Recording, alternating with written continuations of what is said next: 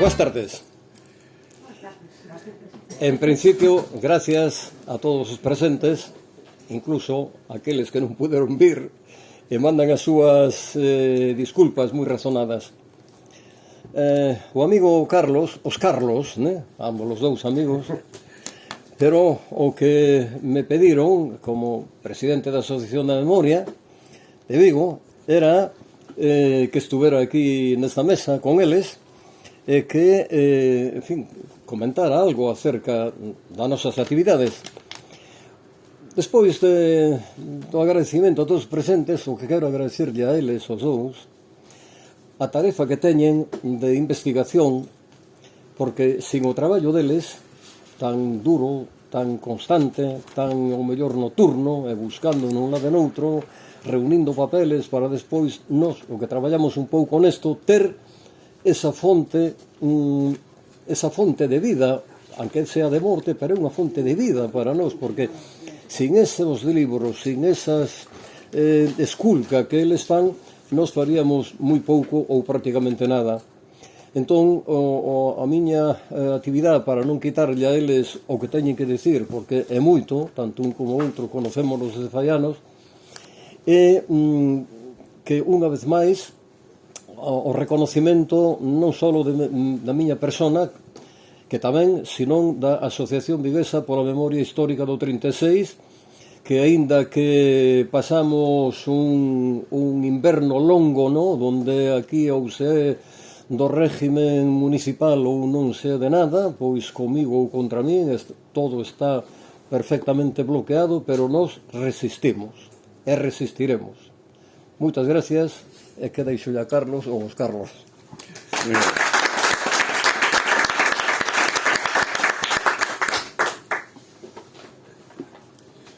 Boa tarde a todos e a todas. Emociona pensar que aínda en acto de presentación dun libro ven xente. Parece mentira, pero é bastante habitual que cando se fagan o a xente, non sei se é que... Bueno, perdón, creo que enfoquei mal a cousa. Cando se presenta un libro deste tipo, se o mellor o libro fora de algún finalista de algún programa televisivo, ou algunha folclórica ou uso, solamente habría bastante xente. Por certo, se vende bastante, non? Pero, bueno, o feito de que aínda hai a xente que poda acudir a este tipo de actos de presentación de libros, creo que anima bastante na soedade, a veces que ten o autor traballando, a veces se plantexa realmente para que, non? Pois son as cousas que se agradecen. Evidentemente, ademais de agradecer que estedes aquí, para que estemos aquí charlando un rato sobre este tema, pois darlle as grazas ao autor, porque realmente o autor, pois, eu penso que o que fai é un agasallo do esforzo de moito tempo e, pois, o volca cara a sociedade, pensando na súa utilidade. Queremos pensar, non, de que o que facemos ten algún tipo de utilidade. E tamén a propia editorial, que en este momento, pois, publica un libro como este. É curioso, este tipo de libros, fai algúns anos, se presentaban con bastante afluencia de público. Estamos un momento complexo para este tipo de temas. De feito, todos os que traballamos agora co tema da memoria, que, bueno, o concepto de memoria cada vez me gusta utilizarlo menos porque se está desvirtuando. Outro día escoitei unhas declaracións do que era a memoria e entón quedei asustado. De feito, parece ser, polo que decía certa política, que os que nos dedicamos a isto e os que empregamos a información que sacamos estamos adoctrinando. Eu me enterei outro día que levaba 30 e tantos anos adoctrinando a adolescentes. De feito, quedei abrallado outro día cando me entero que falar do centralismo borbónico do século XVIII é tamén adoctrinamento, o sea que estamos en un momento bastante extraño. Teño que pedir desculpas porque pola premura de tempo para a presentación deste libro, pois tive que facer unha lectura bastante rápida, non pude ainda degustalo e disfrutalo. Penso que casi todos os libros deste tipo precisan dun tempo. É un libro que hai que reter moita información, suliñar, a min por eso me gusta os libros en papel, porque con lápiz se suliñan e se remarcan aqueles conceptos, aquelas informacións interesantes, tomar notas e, polo tanto, parte dese traballo o teño pendente para novas relecturas. Estamos habituados a que os libros de lecer o importante ao final. De feito, moitas veces, cando se presenta unha novela ou así, o primeiro que din eso de que non fagas spoilers, non contes o final. Aquí, tristemente, o final o coñecemos todos. O importante é o que vamos aprendendo conforme se vai desenvolvendo as páxinas do libro. É un libro para ler, penso eu, sobre unha mesa con un lápiz na man, porque non é un libro, evidentemente, para ler ahora que veñen os tempos na praia, nin despois de, non sei, unha tarde de chuvia ou antes de dormir, non, coller un pouco. Penso que unha cousa interesante que ten este libro, e como gran parte dos libros que se chegan á memoria, é que hai, como se decía na pedagogía, 3 niveis de concreción, 3 niveis de público que está dirixido. Por unha parte, penso que este tipo de traballos, non sei se coincides, supoño, me gustaría pensar que coincides comigo en sentido, está dirixido, está pensado para os familiares das vítimas. Familiares en xeral, non me refiro en este caso concreto desta zona. Familiares que moitas veces reciben a información do que pasou aos seus, non polo coñecemento que tienen na casa, senón a través da investigación que se fai nos arquivos. Tamén está dirixido a todas as persoas que son curiosas, interesadas co tema da guerra civil. E moi importante tamén para os investigadores. Isto é un elemento retroalimentador. Parte do que un investigador fai sirve para que outros, vayamos collendo por aquí, entendamos cousas e podamos continuar as nosas búsquedas. Este libro me trouxo recordos, porque atopei espazos comuns nos que algunhas veces me tiven que mover. Atopei a vellos coñecidos.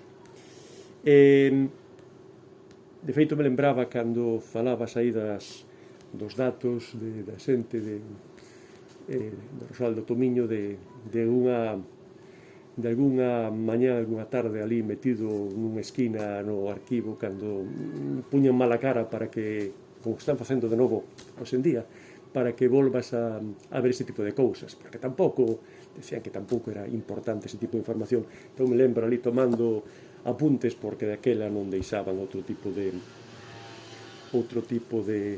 registro. Entón, nos arquivos ou nos registros civis.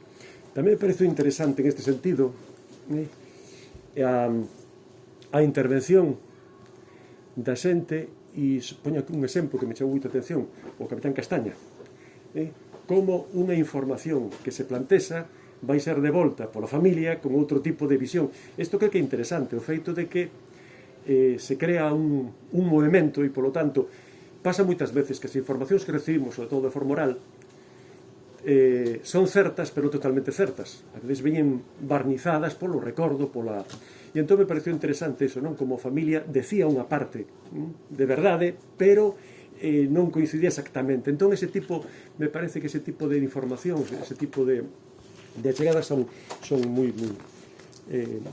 útiles.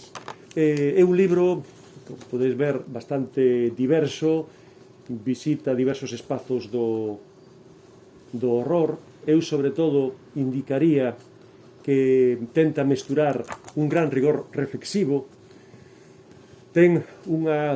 usa unha amplísima documentación, e con rigor, con documentación, se pode facer cousas moi boas, pero hai un elemento a maiores. Creo que todos os que temos investigación temos visto grandes libros, pero pouco atractivos ou pésimamente escritos. A información é moi interesante. Aquí o que consigue Carlos é que sea de fácil lectura, que é moi complexo.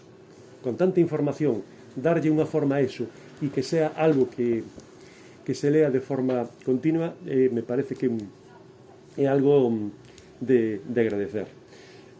Como decía, un libro diverso, xa que trata de temas que son de por sí xa mundos completos, non? A represión na zona do Rosal, a zona de Tomiño, o campo de concentración de Olla, que últimamente diversas publicacións permiten coñecer, incluso visualizar o drama daquela xente pintado nas paredes do antigo convento, as exhumacións, neste caso San Xián, que realmente estar nunha exhumación destas, non sei, deixa o corpo realmente tocado, e sobre todo permite, eu creo que un dos elementos máis importantes é que personaliza tanto aquí das víctimas como non os asesinos, porque ás veces é difícil saber quenes foron, os que están no entorno da represión. Entón, creo que é importante, a min polo menos me preocupou sempre desde o principio, de que podemos caer no risco, ou dedicarnos a investigación da represión, de que caigamos en números. E hai que lembrarse que son persoas. E, polo tanto, os dramas son moito máis profundos polo que fixeron e polo que o seu asesinato, a súa morte evitou que puderan facer no futuro. Polo tanto, creo que un libro interesante do que hai que traballar bastante e do que teño que poñerme de novo a tirar fíos que algunhas se encadenan co que estou facendo.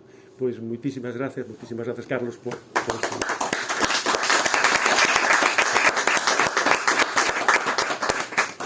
Bueno, pois boa tarde e a Telmo xa o teño casi de presentador oficial porque... Oi, pero me queda algo por dicir, bueno. Sí. De todo o que se leva escrito, que é moito e bo, quedan cousas. Por exemplo, como foi a escola nos anos 40, na década dos 40, como se escolarizou a rapaces e rapazas, que iso é un auténtico drama, eu vivino. E outro é os orfos. En Galicia, neses anos, en 5 anos, hubo entre 15 e 20 mil orfos. En Alcabre, de 6 quedamos 20 orfos, en realidad eran de 4, pero tomando como referencia 6, preto de 6.000 en Galicia, 20.000. O sea, que tremendo, non? E todo iso non chega aínda aquí. O sea, os historiadores aínda os queda moito por rebuñar, por esculpar, gracias. Moi ben.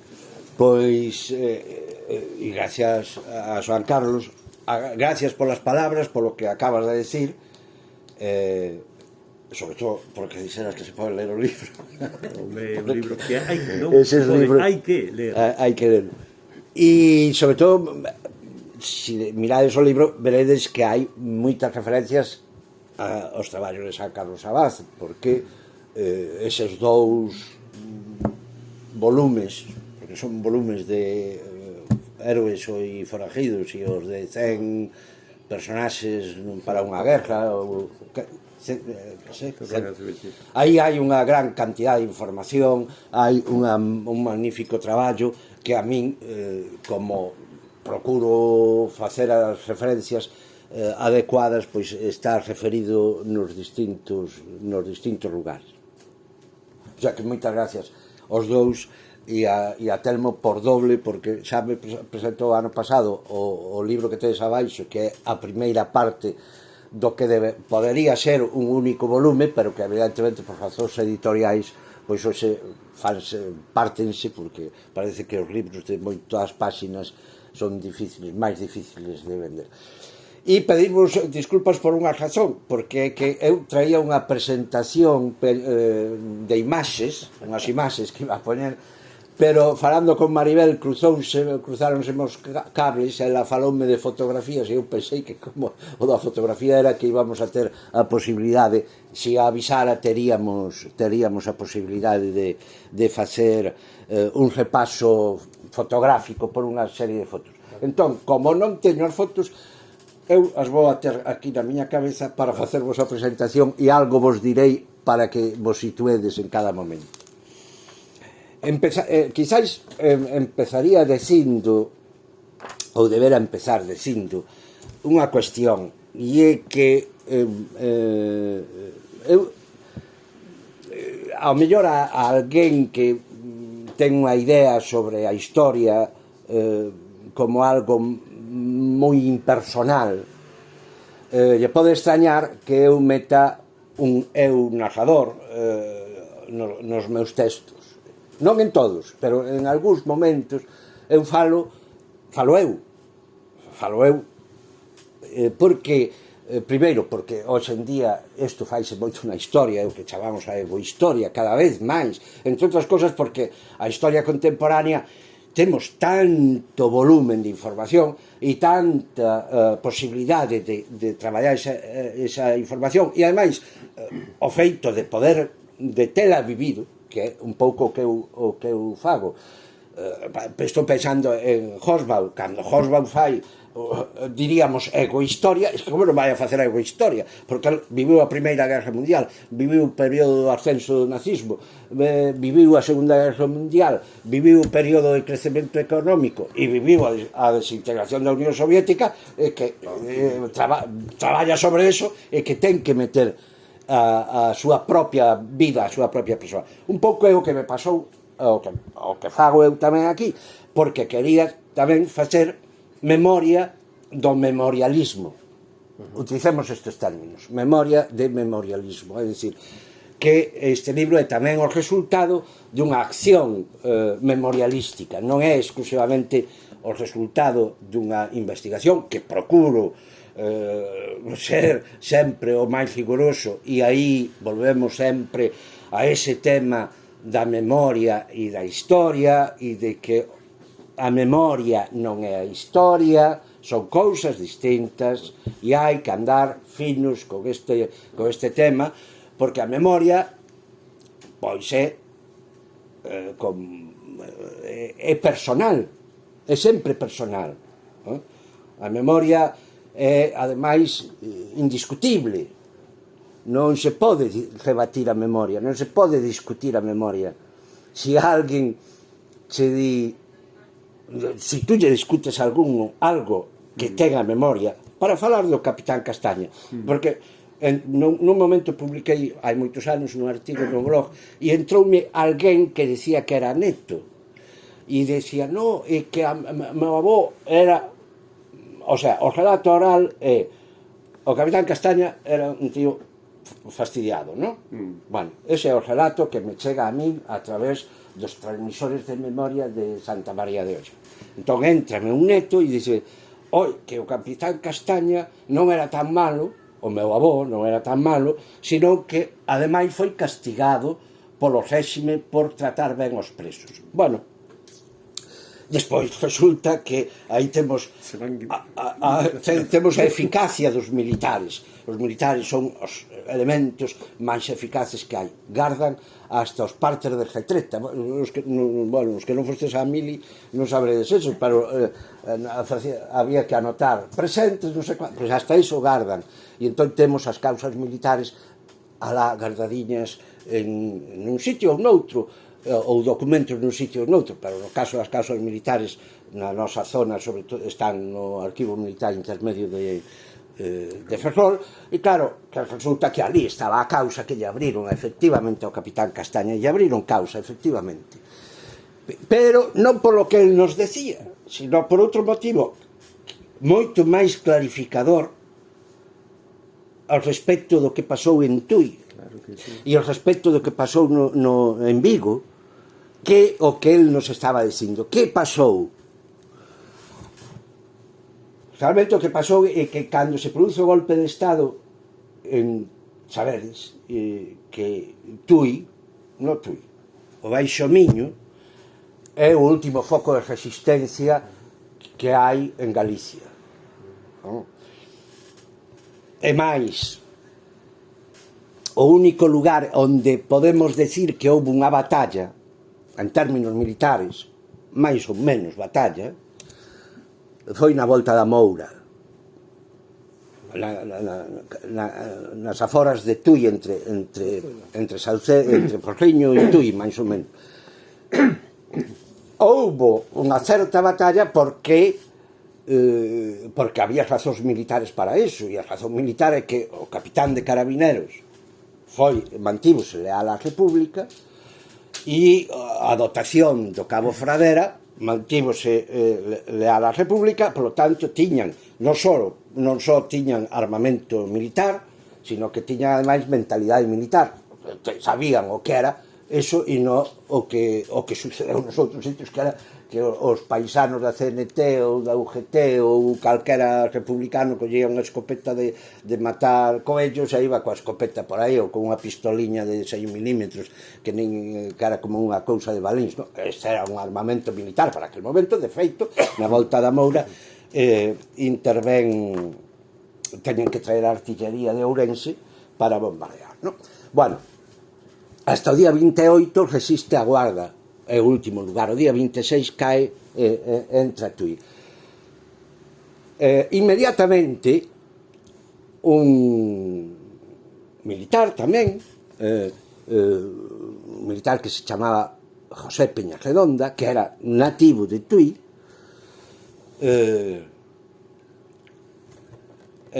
estuvera en África. En África era onde aprenderon todos a... Africanistas. Sí, todos a... Se acostumbraron a eso que diríamos a que te salpique o sangue, non? Imaginades eso, non? Que vos salpique o sangue na cara. Eles estaban acostumbrados a iso. Capitán Peñarredonda tiña unha marca na cara que o desfigurou bastante. Decía Unamuno al respeito de Astray, de Millán Astray, decía que os mutilados solo son felices, non é o término exactamente que utilizaba Unamuno, viendo máis mutilados. Entón, José Peñarredonda era así. Vou a contar despois o que pasa en Tui con Peñarredonda e co Capitán Castaña, pero Peñarredonda que ingresa ao exército. Ele estaba fora do exército pola famosa lei Azaña e volve ao exército e comanda unha, como se chama os da lexión? Unha bandeira. Manda unha bandeira da lexión en Huesca e é famoso o desfile que fan os lexionarios de Peñarredonda polo centro de Huesca coas orellas e as cabezas e os corpos mutilados dos rojos, no? Pendurados nas bayonetas, desfilando. Hasta tal punto foi tan horrible esa situación que o propio obispo tuvo que chamar a orden a Peñarredonda. Peñarredonda acabou despois acabou mal dentro do exército porque hai un problema de abandono do mando e é castigado. Bueno, despois regresou a Tui, viviu en Tui e morreu en Tui. En ese momento é alcalde Peñarredonda. E Peñarredonda sabe perfectamente, porque é un dos conspiradores, sabe perfectamente as famosas consignas de Bola. E sabe unha cousa, e é que hai que demostrar que vamos de verdad, que isto non é Primo de Rivera, isto é outra cousa, sustancialmente distinta.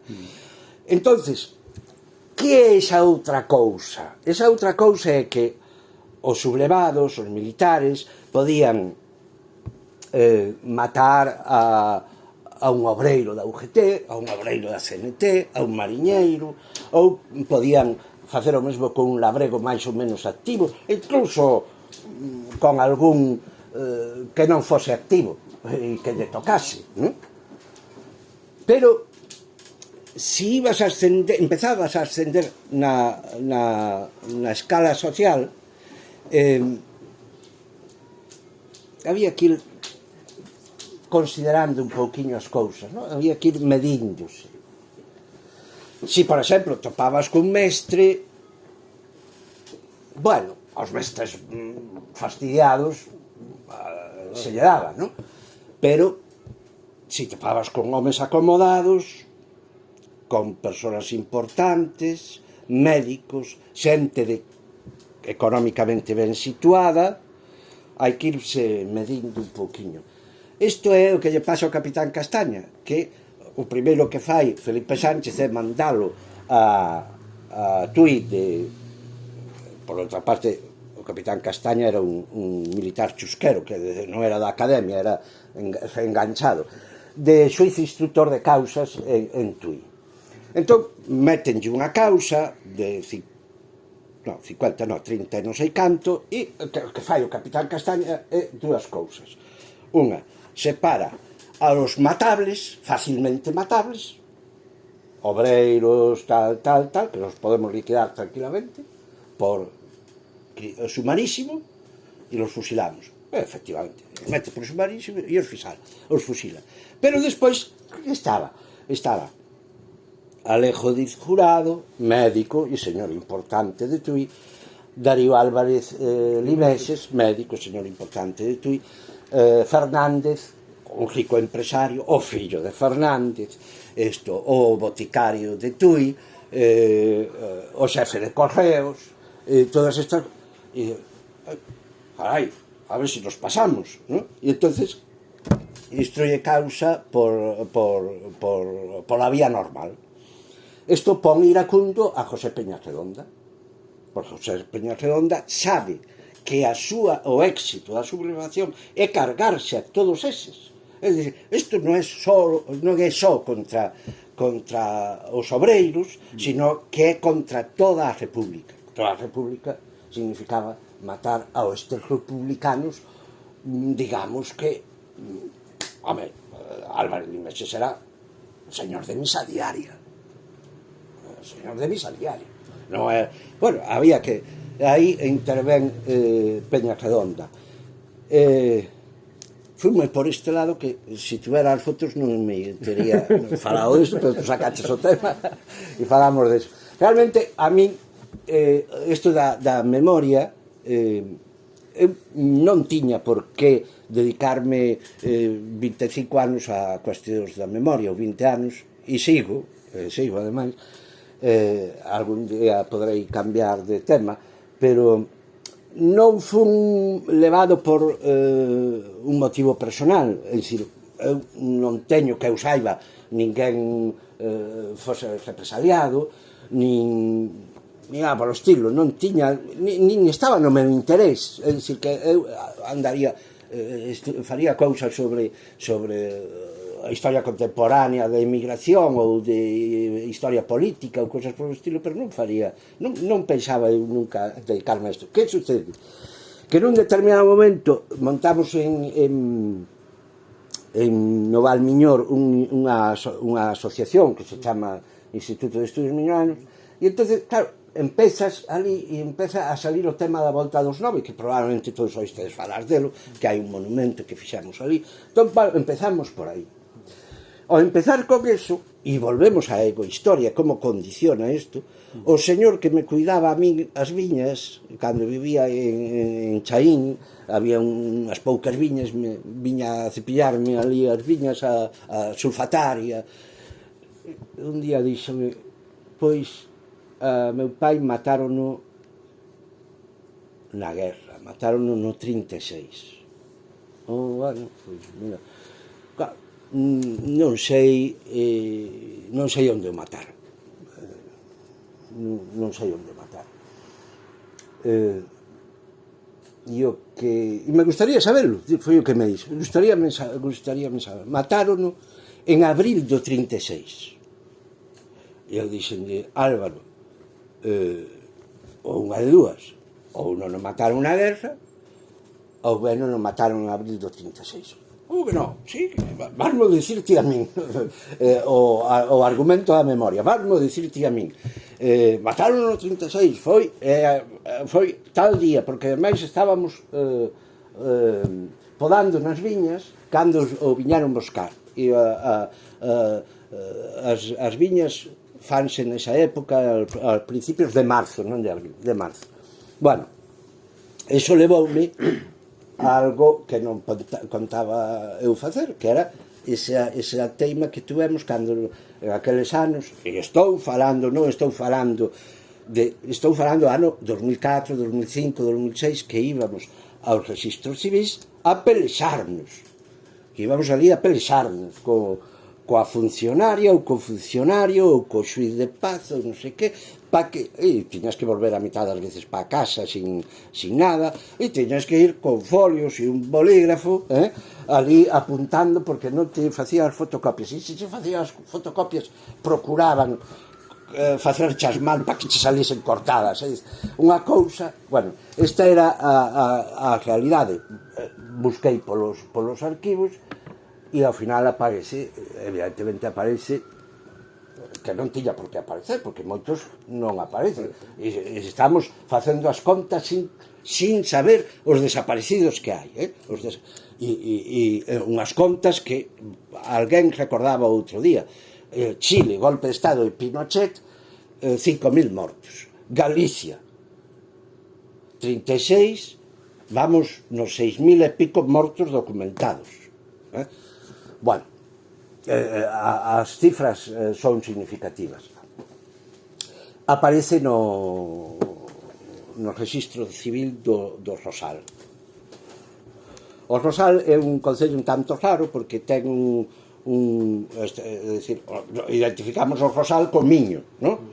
Pero o Rosal sube a Groba e despois baixa polo outro lado un anaquiño entre Olla e a Guarda, un territorio pequeno, está Portocelo e todo iso, e ali a media ladeira estaba San Xián, e na acta de defunción pon asesinado, muerto por disparos de la Guardia Civil, e está enterrado no anexo de San Xián. Bueno, pudenlle dicir a Álvaro, mira, Álvaro, era evidentemente o día que ti decías, pero é do ano 37, non é do ano 36. A historia está para iso, Bueno, segunda cuestión, pasaron os días, pasaron os meses, seguimos falando. O que máis me gustaría sería poder enterrar a meu pai.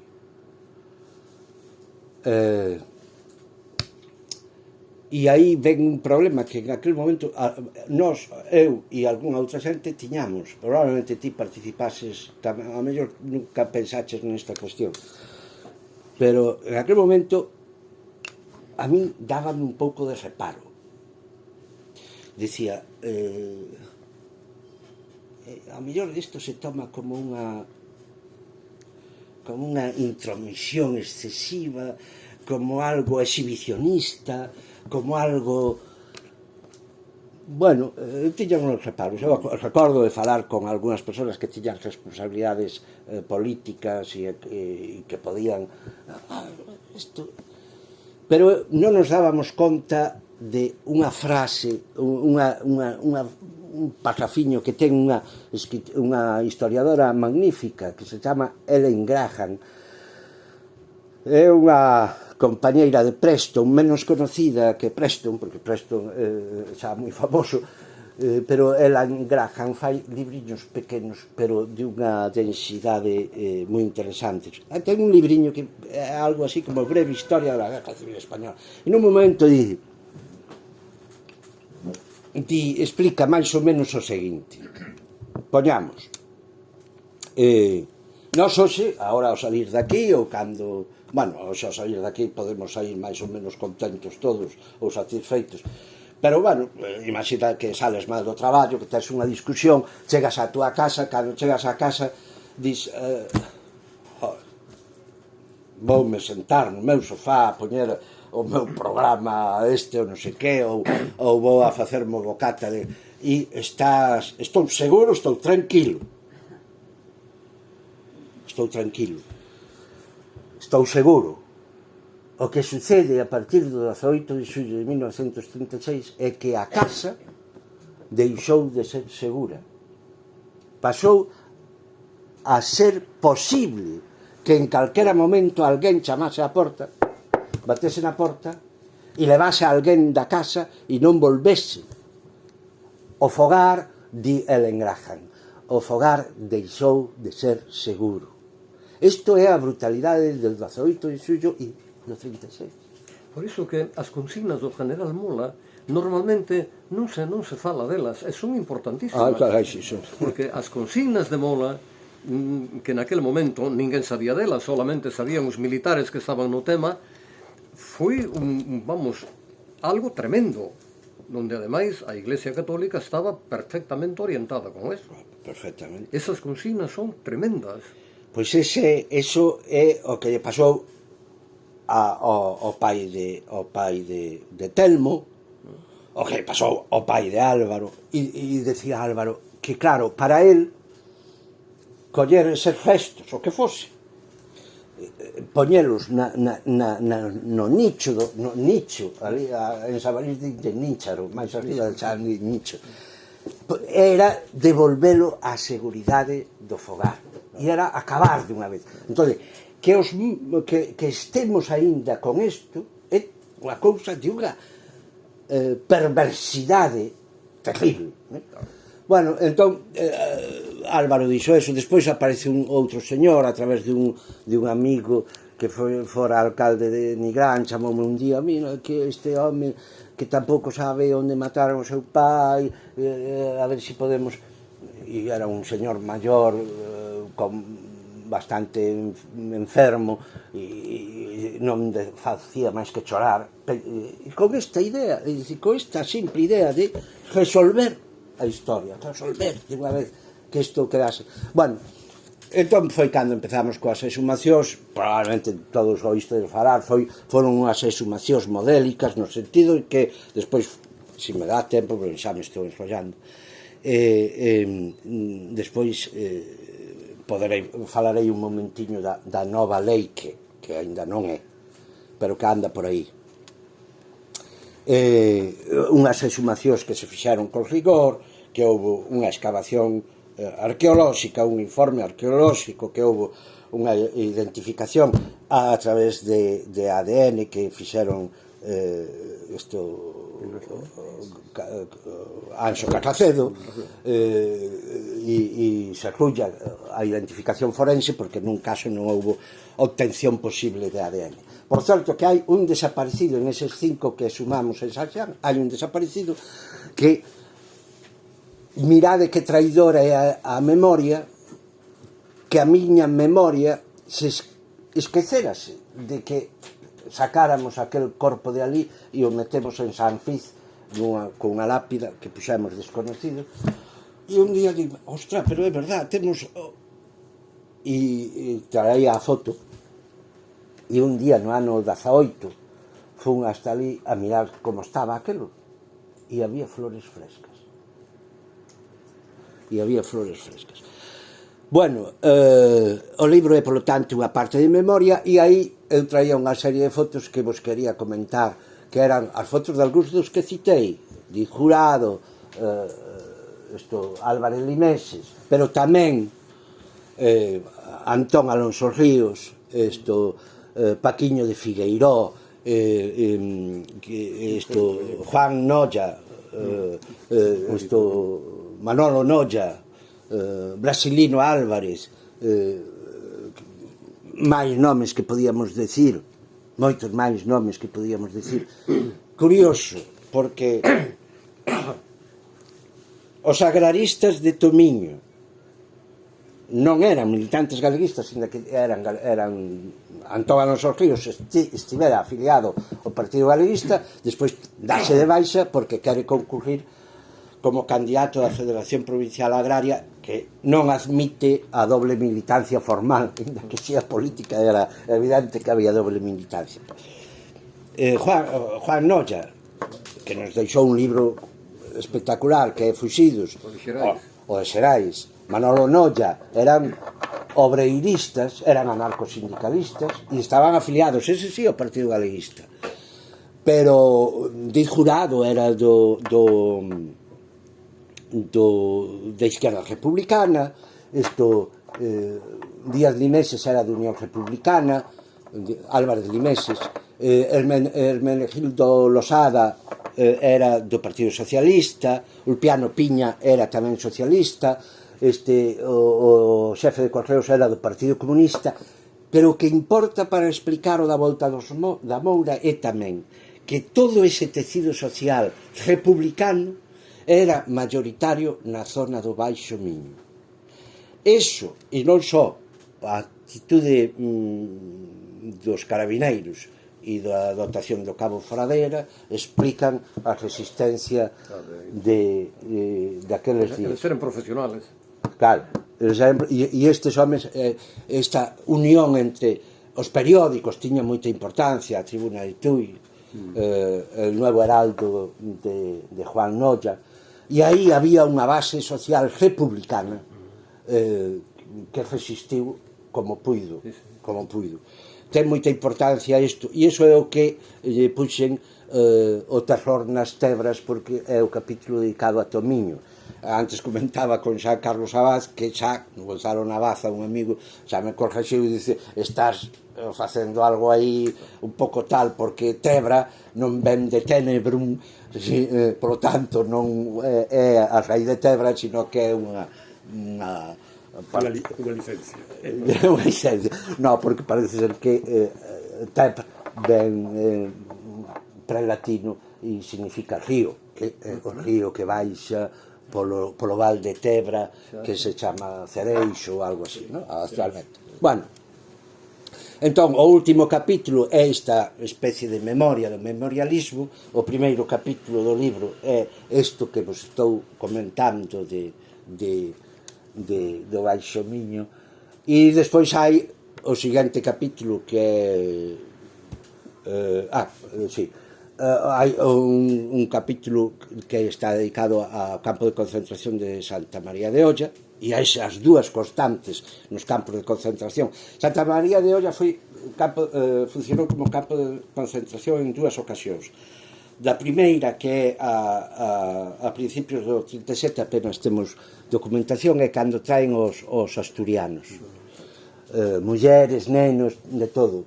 Non temos documentación, debe ser unha cousa moi temporal.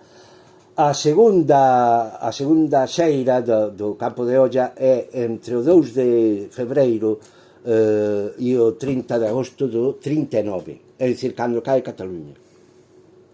A caída de Cataluña, e son aproximadamente, eu calculo, aproximadamente uns 4.000 presos que están en Olla. Olla é un campo de clasificación, é dicir, que o que se fai ali é coller ao preso, documentación, pides a documentación, informe do cura, informe do jefe da falange, informe do alcalde, tal, e os que non tiñan nada, pois os van soltando, os outros, os que teñen causa de pena, ou que teñen que penar algo, pois os mandan a Camposancos. Ese é un traballo, e esas dúas constantes que hai nos dibuixos a que facía referencia a Carlos Abad, que agora eu non fui velos, pero parece que os recuperaron, que se poden ver no mosteiro. As fotos que manexo son unhas fotos magníficas que fixemos con un traballo que despois nos acabou, porque houve un cambio no goberno da Xunta e nos acabou, e estaban as paredes pintadas dos sitios onde estaban os presos. E hai dous temas: mesas cheas de comida, con botellas de viño e tal, e calendarios. Non sabían o que lle di sempre o abogado ao preso político: nunca fagas un calendario, porque esa é a túa tortura. Pero parece que os presos teñen unha tendencia a coller o calendario e ir cruzando ir marcando os días, e había moitos calendarios. Tanta basada non se pudo facer simplemente polo que nos di a memoria, e a memoria sempre nos di que había un tío malísimo, o de Vigo, o Javioso, o capitán Javioso, eso era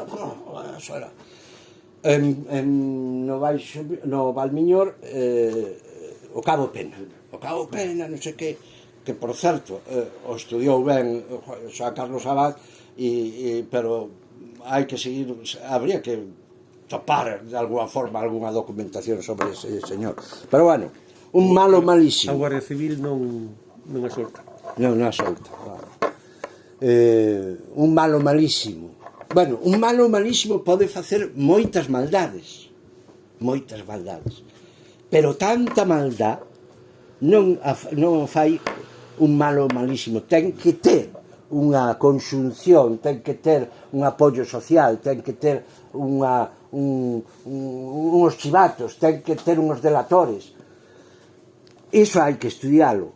E afortunadamente en Nigrán temos a fortuna que, por certo, se sabe, algúns sois profesores ou tedes alumnos ou tal, ou fillos ou netos que teñan necesidade de facer traballos de fin de grau, hai un magnífico arquivo da Falanxe dende o día 12 de setembro de 36 hasta finais do ano 74. Está ali todo o arquivo da Falanxe. Onde está? En Nigrán, no arquivo municipal de Nigrán.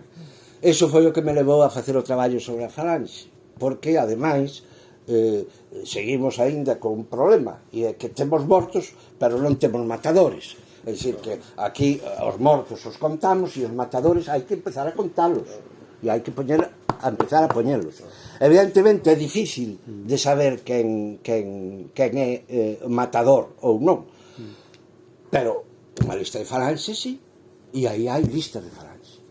Eu collín esas listas de Falanxe, están aí varias páxinas dedicadas a listas aos nomes de Falanxe. Hai un determinado momento en que na Falanxe da Ramallosa, que é como se lle chama a Falanxe de Nigrán, pero non era só, era o Concello de Nigrán, pero tamén era Borreiros e Santa Cristina da Ramallosa, é dicir, Sabarís, tamén estaban baixo a disciplina da Falange de la Ramallosa.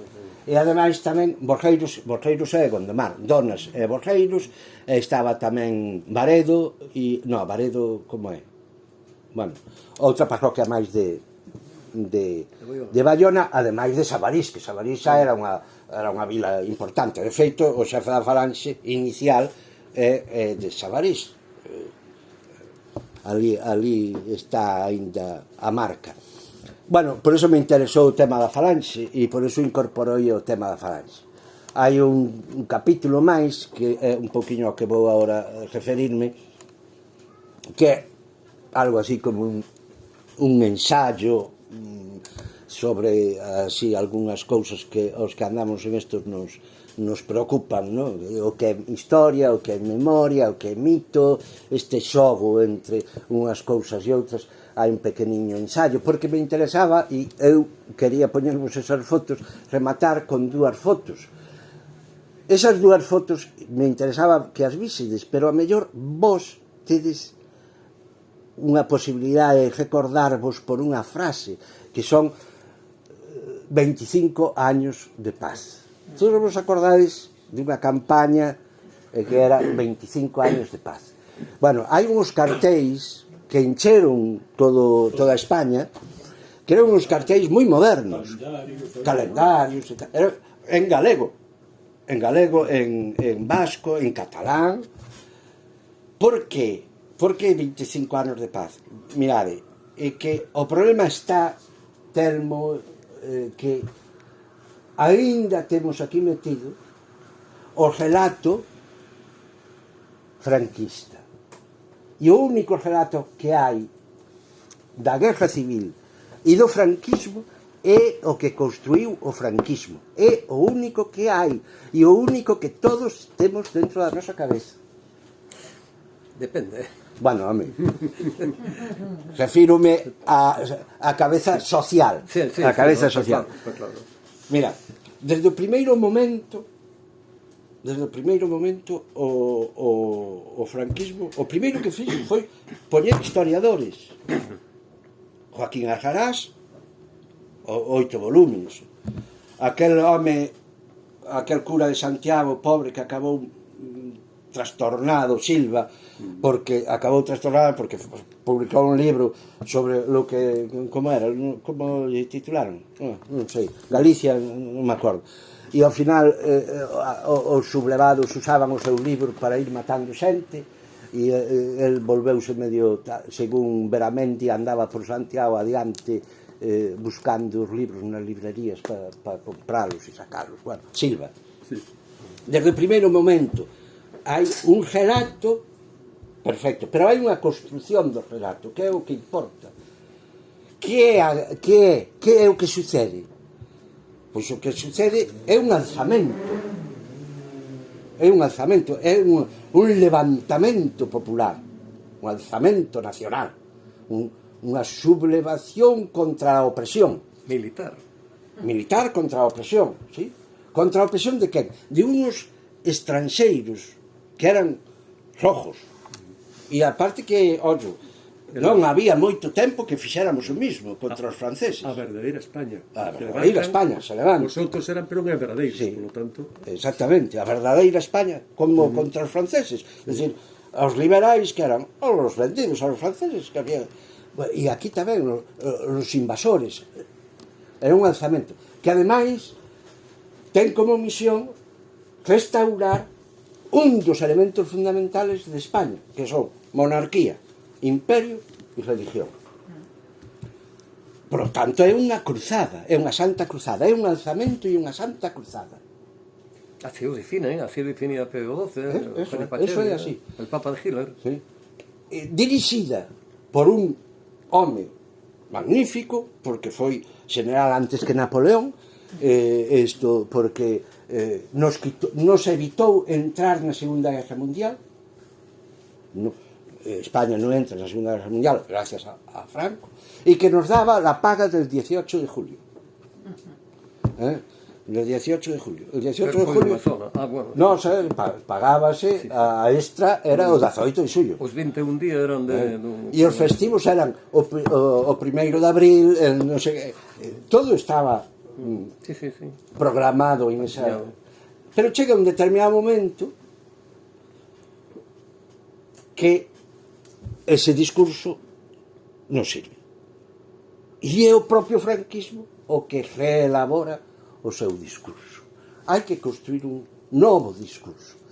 A guerra deixa de ser un alzamento nacional para convertirse nunha guerra civil, en donde non pelexamos para expulsar os estranxeiros, non, que pelexamos entre irmáns. Foi unha guerra entre irmáns, unha disputa entre irmáns, unha disputa fraternal, propia de los españoles, eso é o que decía Franco, porque los españoles son un pouco como los de Goya, andan así a tortazos limpios. Pero hai un novo discurso. Quen idea ese discurso novo é o señor que fai unha campaña que se chama 25 años de paz, e que fai outra campaña inmediatamente que se chama España es diferente. Ese señor chamábase Manuel Fraga Iribarne. Por qué? Porque no goberno aí tamén hai inmediatamente unha separación, empeza a haber unha autonomía do goberno con respecto da xefatura do Estado. Entran a formar parte dese goberno en ese momento unha serie de señores que moitos deles apelidábanse López algo, e que todos conocemos na historia como los Lópezes, que o que tiñan en común era pertenecer a unha organización clandestina e secreta que se chama Opus Dei, que non era masón. Isto é o que é clandestino e secreto. Entonces empezan con que a economía hai que prestarle importancia, polos de desarrollo. Exactamente.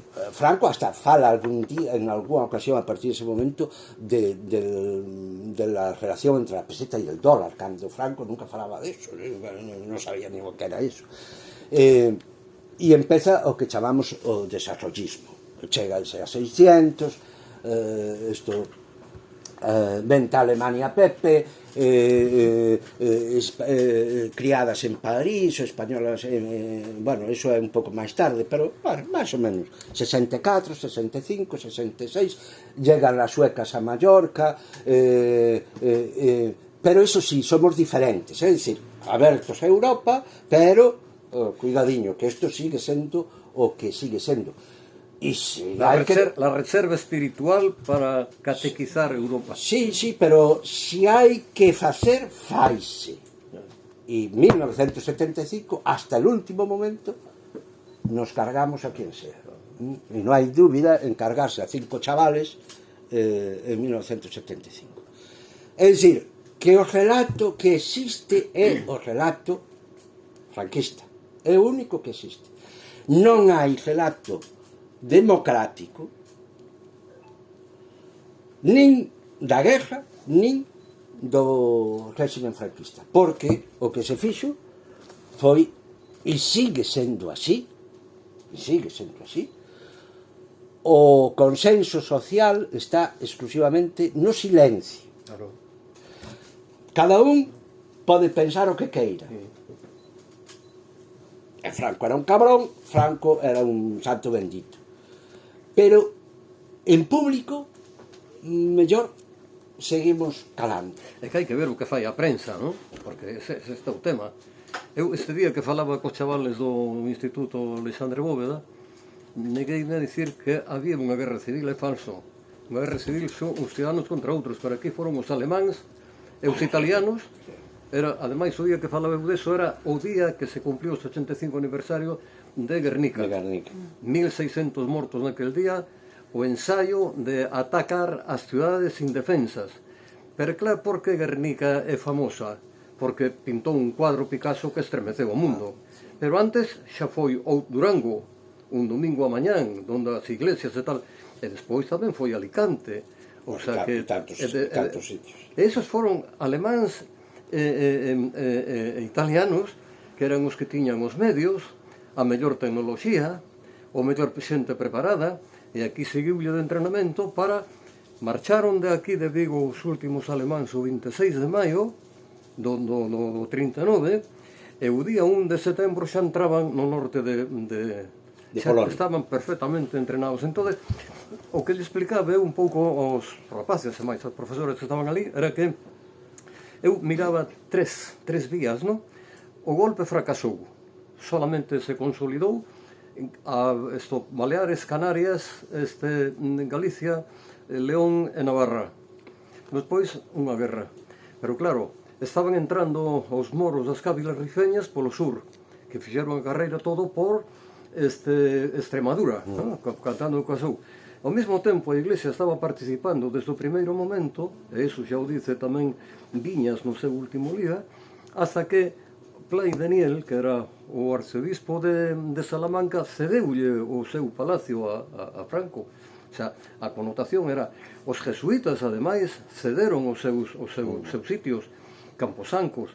A escuela dos jesuítas de Vigo foi este hospital de guerra. Recordo que miña nai me levou ali a visitar a meu tío, que tuve ferira, non estaba aí. Entón, hai toda unha connotación de olhos, non? Entón, o que vou terminando era que, bueno, unha vez que tal, o que fan é arrasar, porque teñen prácticamente todo, pero claro, que pasa nestes sitios onde o primeiro momento pois xa parou, xa o ganaron en poucas horas? No, aí foi o exterminio. Se tendrá en cuenta que la acción ha de ser extremadamente violenta para controlar al enemigo que es fuerte y bien organizado. Desde luego serán encarcelados todos los directivos de partidos políticos, sociedades y sindicatos no afectos al movimiento, y se le darán castigos ejemplares a estos individuos para cortar toda acción de redentiva o huelga. Parlamentar jamás. Esta guerra tiene que terminar con los enemigos de España. Hay que sembrar el terror.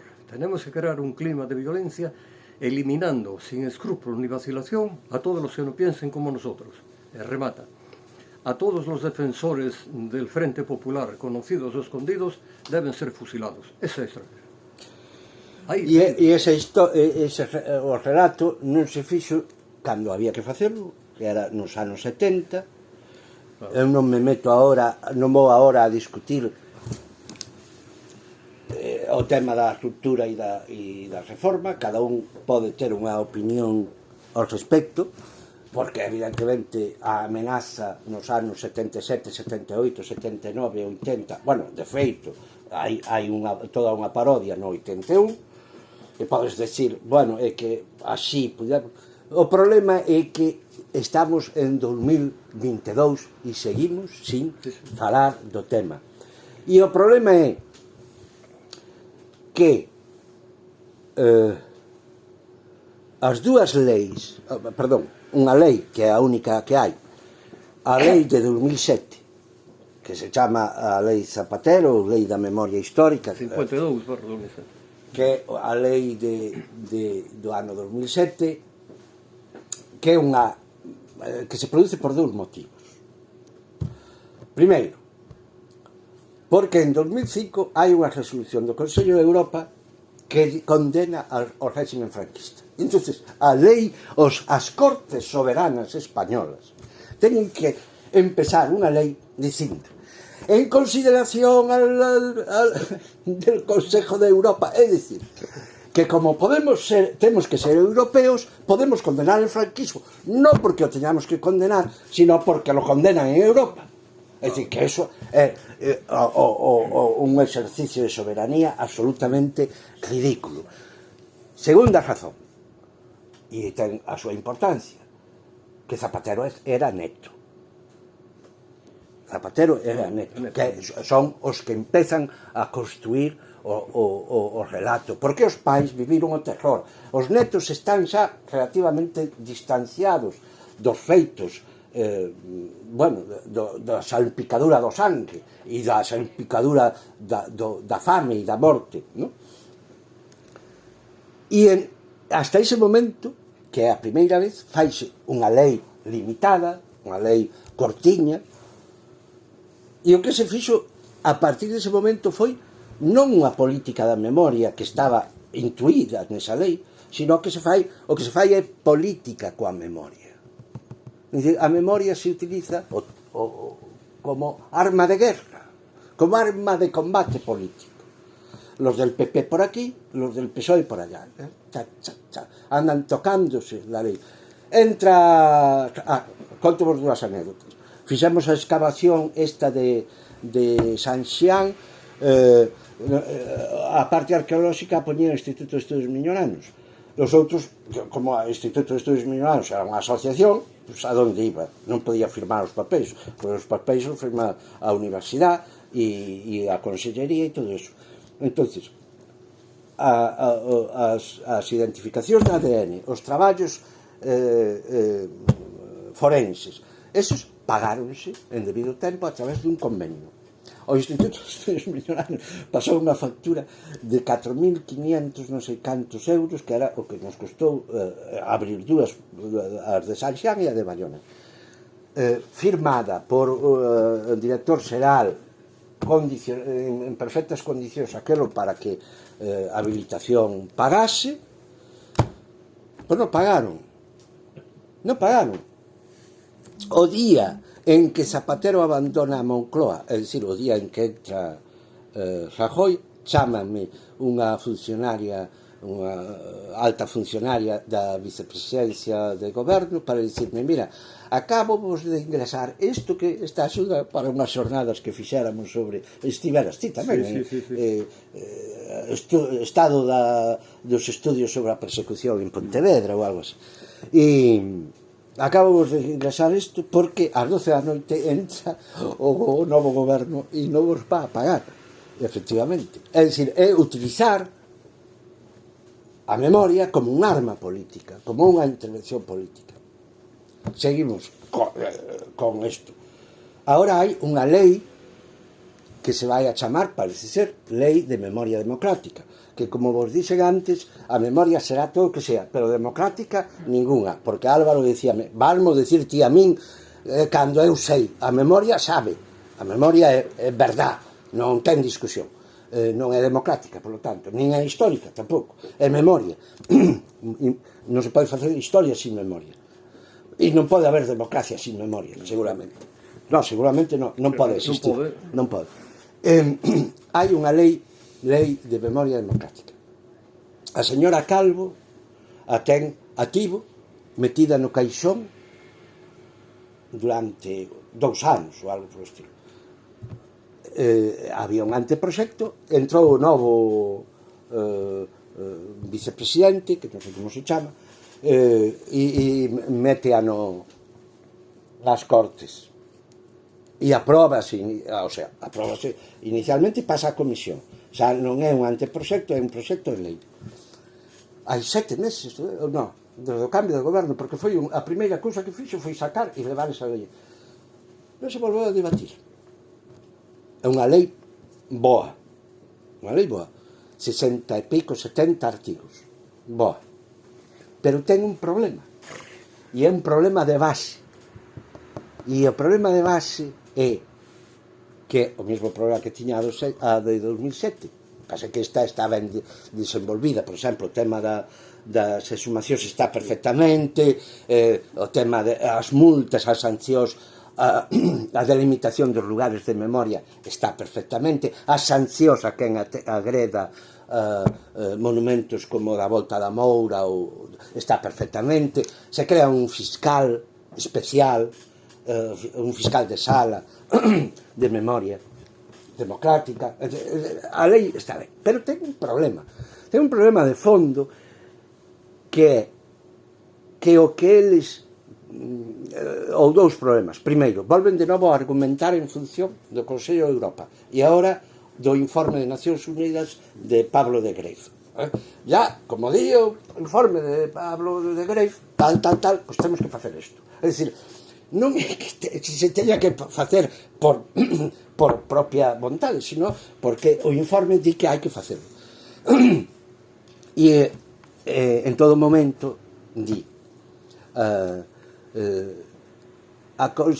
consideramos a guerra civil e el franquismo como ilegítimos, e o término é o término ilegítimo. En todo momento se fai referencia a que o franquismo e a guerra civil é ilexítimo, que evidentemente é ilexítimo. É ser ilegal, vamos a ver. Vamos a ver. Na lei de 2007 eu estuve traballando intensivamente co equipo Nizcor de Dereitos Humanos, con a FAR, con Ana Esta, con AGE, a Dolores Cabra, o sea, Archivos, Guerra e Exilio, e con quen se desmarcou, que iba por outro lado, era Silva, ¿no? Con a RMH. Pero recibiu a esta xente como representantes, ¿no?, de la Vega, e despois plantearon isto, pero é que se non se tumba a lei de amnistía, digo, sí, do 15 de outubro do 77, non hai nada. Todo é un puñetero conto. Pretenden que sea unha lei de punto final, xa aquela, e esta tamén. Ademais, que importa que fagan unha chea de leis e tal, se despois non hai uns cartos para eso? Que importa se se fan exhumacións sin orden judicial? Que eso queda ao marxe. Ahora está contemplado. Está non, bueno. Hai unha chea de eivas con as cuales non se pode aprobar. Estou seguindo agora, porque ese grupo de xente que está traballando Madrid, por aí e tal, eu estou conectado con eles, e todos os días recibo un chorreo de whatsapps, non? Entonces, teñolle comentado, mentras o Partido Socialista este no medio, non hai nada que facer, porque está para tumbalo. E hai que ler a Alfredo Grimaldos, La CIA en España, como se moveu todo eso naquel momento, e Amadeu Martínez Inglés, o coronel aquel de Estado Maior, que despois Felipe González meteu na cárcel, pois todos esos dan unha información moi amplia. Entón, se o que dicen, non? Aquelo de ilegítimo saliu daquela e foi o invento de Llamazares con Jiménez aquel, porque Llamazares pois estaba para botala para diante, foi así, entonces entre os dous sacaron o de ilegítimo, engañaron unha che de xente, porque ainda agora... É curioso que o de ilegítimo é o término que xurídicamente utiliza o franquismo no seu relato, porque cando remata a guerra o franquismo nomea unha comisión de expertos xuristas, que son 15, para que abran unha causa, e esa causa chamase causa sobre la ilegitimidad del gobierno anterior al 18 de julio. Así que é curioso que se utilice o término ilegítimo. Claro, a continuación está que en ningún caso esto suporá para la reparación de bienes económicos, algo así, públicos o privados. Aí está o problema, no momento en que poñen ilegal. E de la Vega daquela, despois de reunir estes, reuniuse coa Falange e coa Iglesia. E con eles xa non se volveu a reunir máis. Pois aquí volve a aparecer o término da ilegalidade, da ilegitimidade, e hai que, o término é a ilegalidade. Porque, ocho, eu sei que o que vou a dicir é así un pouco butat, tampouco é tanto. Porque é ilegal, porque vou facer uns paralelismos, e xa remato, que xa nos vamos. Cando o 13 de setembro do ano 1923 Miguel Primo de Rivera dá un golpe de Estado, ten o amparo, digamos, e en ese sentido unha certa legalidade a través da figura do rei. É certo que se está cargando unha Constitución, Encontra unha cosa con outra. claro, se está cargando unha Constitución, pero en certa medida Miguel Primo de Rivera, ao contar co respaldo, co amparo da figura real, podería decir, bueno, mais un ano antes, un ano e pico antes, Benito Mussolini é nomeado presidente do Consello de Ministros, é como chaman os italianos, presidente do Consello de Ministros, e que non nomea é o rei Víctor Manuel II. E máis, no 33, en febreiro do 33, despois dunhas eleccións nas que obtén un 12% ou algo por estilo, pero debido á situación política da Alemanha, da República de Weimar, en aquel momento, Adolf Hitler é nomeado chanceler alemán. Isto non explica nada o que ven despois, pero que non nomea é o presidente da República, Hindenburg. Aquí non houbo posibilidade deste, porque é un levantamento contra a orde constitucional en todos os términos. E eu creo que máis que o tema económico e o tema de legalidade ou legitimidade é que hai que defender unha cousa, e é que si o régimen de Franco é ilegal, o problema está en que cando menos a monarquía anterior, o monarca anterior, xurou por 2 veces a legalidade de ese régimen. Primeiro, cando asume o papel de herdeiro como príncipe, e en decembro do 75, cando xura lealdade á Constitución franquista, que les chamábanlle principios fundamentales del movimento. Entón, ao final, o problema é que se na lei se declara ilegal o régimen franquista, evidentemente todo o que ven detrás, Toda a legislación franquista e iso que conleva. bueno, Sobre todo a nivel económico. sobre todo a nivel económico. Todas as reclamacións de todo o cambio de propiedade que hubo de forma, pues eso, aí está o motivo. Todas as grandes empresas que cotizan no IBEX teñen as mans manchadas niso, e terían que... E sabes o peligro para eu que é hoxe? O 20 de novembro do ano 19 eu estuve con outra xente, claro está, no Parlamento Español falando de memoria, o día do aniversario do 20 de novembro. Entón, de España, pois había xente de Zaragoza, bueno, de toda España, non? Aquí estábamos de Coruña, estaba eu, Monroy e tal. Entonces, o que eu percibín foi que o tema está xa moi dividido. Entonces, hai un grupo de Asturias que, ademais, califícase como las 13 rosas, non? E claro, eles como lle arreglen ese cachiño, está a que busca pois os nenos perdidos e tal, que aínda se están perdendo no 90, pois tamén é que aquelo é como tal.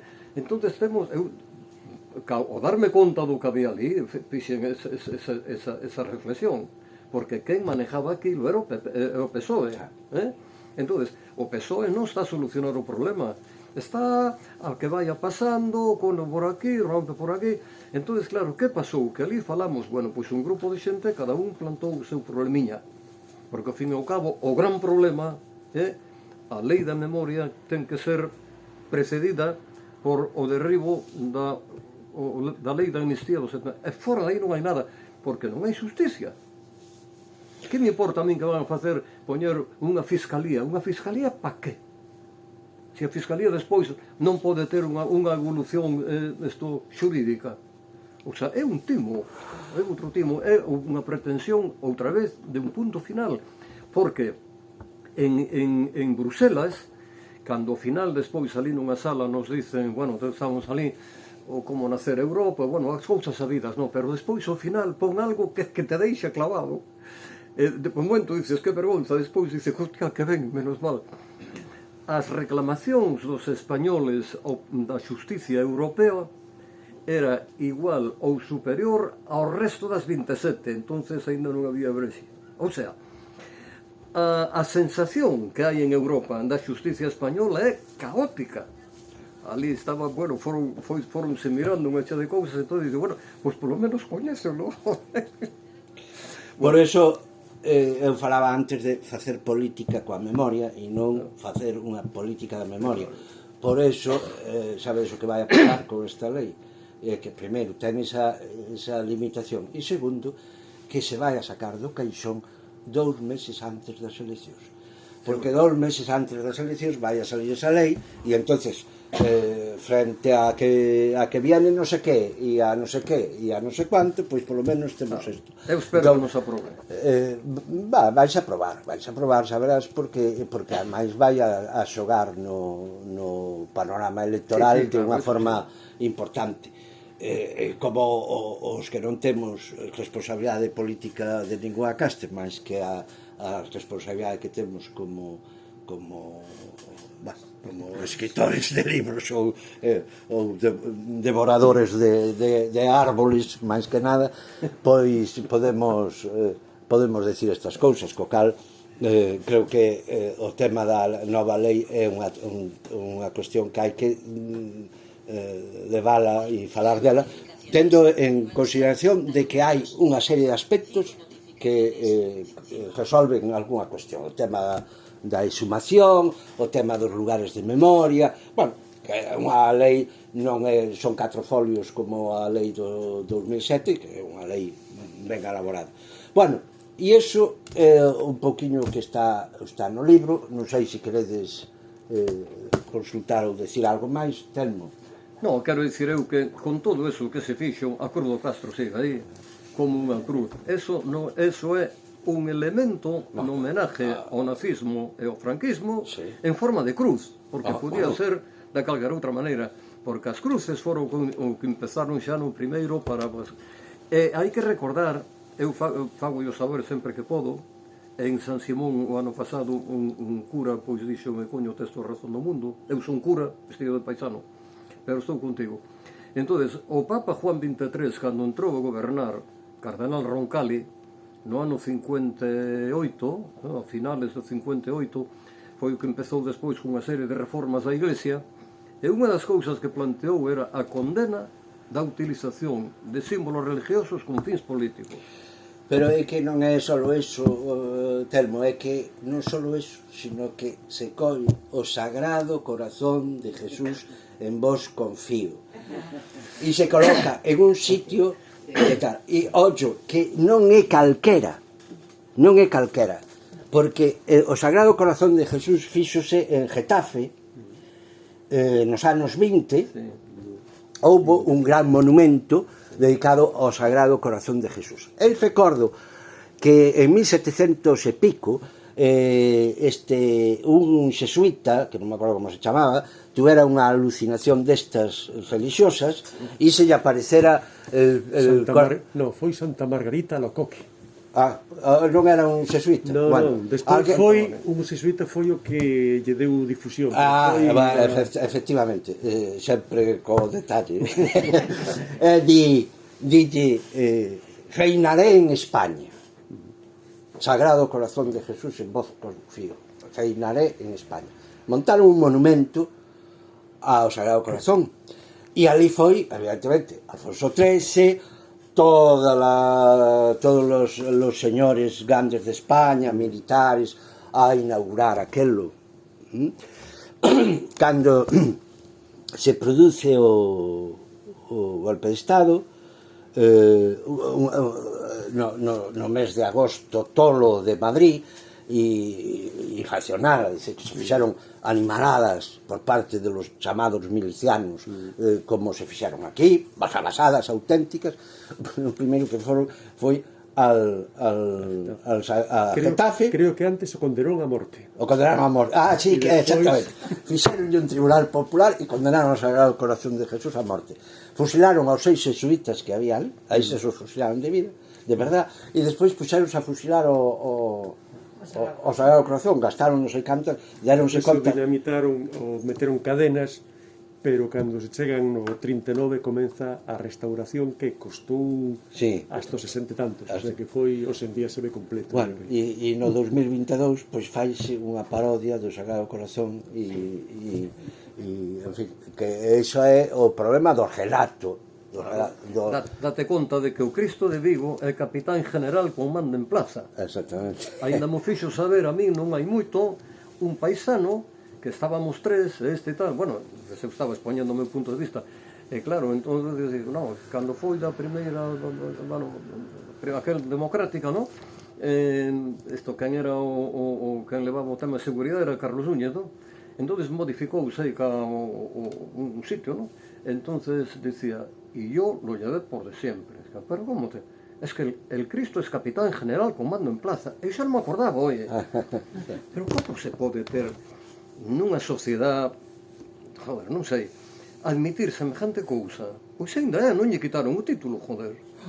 Bueno, Levo bastón diante, levo bastón de mando diante. Porque eu quero saberlo, se lle pagan ou non. Se cobra polo cargo. E a onde van os cartos? En fin, moitas gracias pola vosa atención e nada máis. A ver se tenemos alguna pregunta.